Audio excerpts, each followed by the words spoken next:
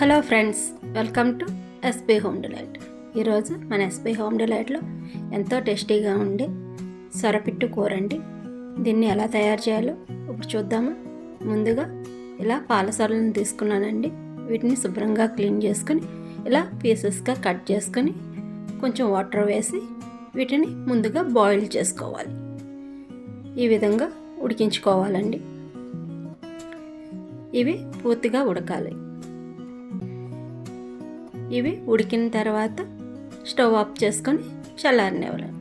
మీరు ఎవరైనా first time నా వీడియో కానీ చూస్తున్నట్లయితే నా ఛానల్ని సబ్స్క్రైబ్ చేసుకుని ఆల్ అని యాక్టివేట్ చేస్తే నేను ఏ వీడియో అప్లోడ్ చేస్తే మీకు నోటిఫికేషన్ వస్తుంది. ఇప్పుడు మసాలా కోసం కొన్ని ఉల్లిపాయ ముక్కలు, అలాగే ఒక గుప్పుడు వెల్లుల్లిపాయ రెబ్బలు, అలాగే ఒక 2 స్పూన్స్ ధనియాల జీలకర్ర పొడి కూడా వేసుకుని మెత్తగా గ్రైండ్ చేసుకుని పక్కన పెట్టుకోండి. ముందుగా ఉడికించుకున్న ఈ సొర ముక్కలని ఈ విధంగా పైన స్కిన్ అంతా తీసేసుకోవాలండి. ఇలా స్లోగా చేసుకుంటే మొత్తం స్కిన్ అంతా వచ్చేస్తుంది. మొత్తం ఈ స్కిన్ అంతా రిమూవ్ చేసేసుకోవాలి. ఈ విధంగా వాష్ చేసుకుంటూ మొత్తం తీసుకుని పక్కన ఉంచుకోండి.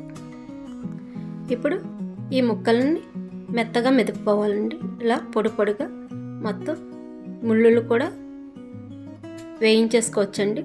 ఇవి కూడా తింటాకి చాలా బాగుంటాయి కర్రీలో పాటు. ఇలా మెదుపుకున్న దాంట్లో ముందుగా రెడీ చేసుకున్న ఉల్లి మిశ్రమాన్ని, అలాగే ఇక్కడ కొంచెం కొబ్బరి కూరని కూడా వేసుకోండి. ఇప్పుడు ఇందులో కొంచెం పసుపు, అలాగే కారం కూడా కొంచెం ఎక్కువే పడుతుందండి. ఒక 3 స్పూన్స్ వరకు కారం వేసుకుని రుచికి సరిపడా సాల్ట్ కూడా యాడ్ చేసుకోవాలి. ఇక్కడే మొత్తం ఈ మిశ్రమం అంతా బాగా కలిసేలాగా కలుపుకోవాలండి. మొత్తం ఉల్లిపాయ, సొర పీసెస్, అలా కొబ్బరి మొత్తం ఈ విధంగా కలుపుకొని పక్కన ఉంచుకోండి. ఇప్పుడు ఒక ఫ్రై ప్యాన్ పెట్టుకుని అందులో ఆయిల్ వేసుకోండి.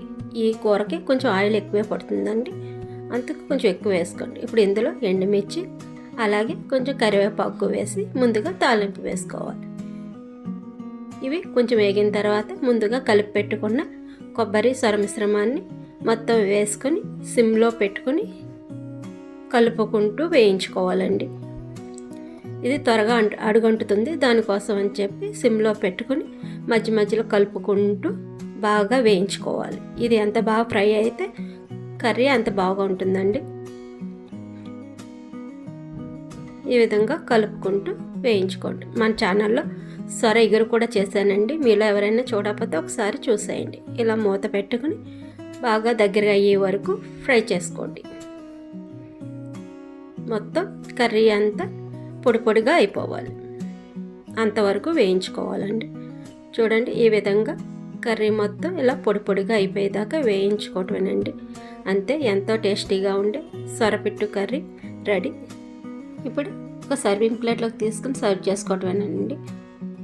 ఈ కర్రీ రైస్లోకి చాలా బాగుంటుంది, అలాగే చపాతీలతో కూడా తినవచ్చు. మీకు నా వీడియో కనుక నచ్చినట్లయితే లైక్ చేయండి, అలాగే మీ ఫ్రెండ్స్కి, ఫ్యామిలీ మెంబర్స్కి షేర్ చేయండి. Thank you for watching.